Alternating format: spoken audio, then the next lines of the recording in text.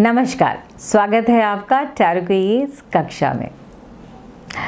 Tarot को यदि आप समझना चाहते हैं तो ये मान के चलें कि आप एनर्जी से डील कर रहे हैं। कार्ड जब आता है तो उसकी एनर्जीज आपको कुछ कहती हैं, कुछ बोलती हैं। वो जो आपकी कॉन्शियस है उसको थोड़ा सा खुला रखिएगा। ओपन माइंडेड से यदि आप इस कक्षा को सीखेंगे या समझने की कोशिश करेंगे तो आप काफ़ी अंदर तक जाएंगे। हम लोग आज कवर करने वाले हैं the hermit. The hermit card जो है, जैसा आप इस व्यक्ति को देखेंगे आपको स्वयं समझ में आएगा ये कार्ड आपसे क्या बोलना चाह रहा है। इसका नंबर 9 है, इसके नीचे द हर्मिट लिखा हुआ है।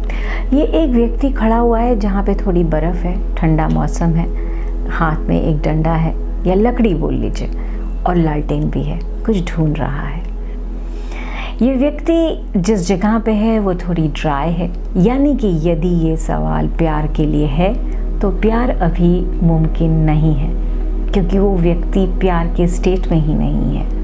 यदि यहाँ पे बताता है कि मेरा जीवन कैसा होगा तो जीवन में शायद आप स्पिरिचुअलिटी की तरफ बढ़ रहे हैं। मेरा मतलब स्पिरिचुअलिटी में ड्राइनेस नहीं होती, पर स्पिरिचुअलिटी में एक शांति होती है और वो शांति आपको इस कार्ड में देखने से मिलती है।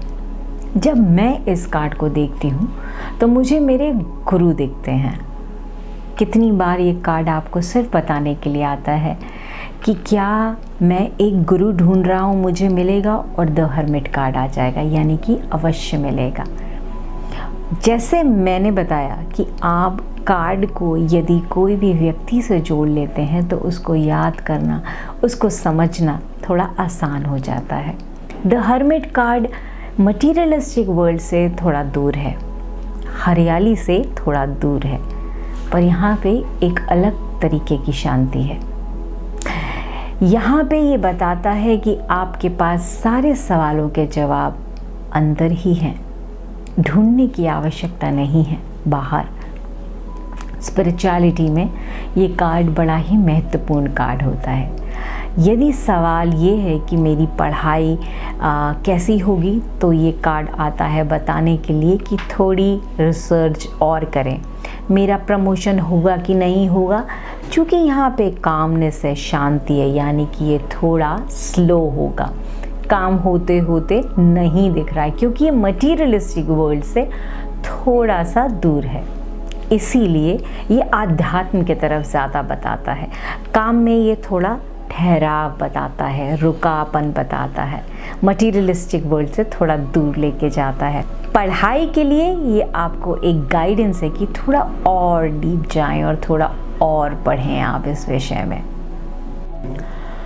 और अगर ये रिवर्स आ जाता है, क्योंकि पहले हम लोगों ने अपराइट किया था, तो अगर ये रिवर्स आ जाता है सवाल के मुतल्लिक इसका अर्थ निकलता है।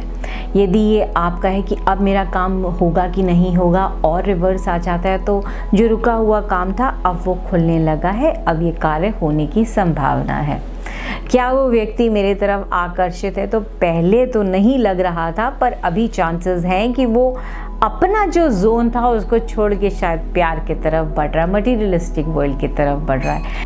अगर ये स्पिरिचुअलिटी को लेके सवाल है और कार्ड रिवर्स आ जाता है तो इसका मतलब ये है कि आप शायद रास्ता भटक गए हैं, आप स्पिरिचुअलिटी से थोड़ा सा दूर जा रहे हैं, मटीरियलिस्टिक वर्ल्ड में थोड़ा सा मिलने की कोशिश कर रहे हैं आप।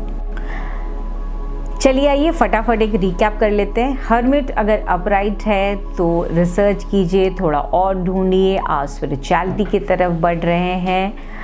और ये कार्ड आपको ये बताता है कि थोड़ा समय लग रहा है। और यही कार्ड अगर रिवर्स हो जाता है और सवाल स्पिरिचुअलिटी के लिए है तो आप स्पिरिचुअलिटी से निकल के मटीरियलिस्टिक वर्ल्ड की ओर बढ़ रहे हैं। और यदि ये करियर के लिए है तो जो काम रुका हुआ था अब वो उसका जो समय है वो आ रहा है, वो जो ब्लॉक था वो वहाँ से निकल रहा है।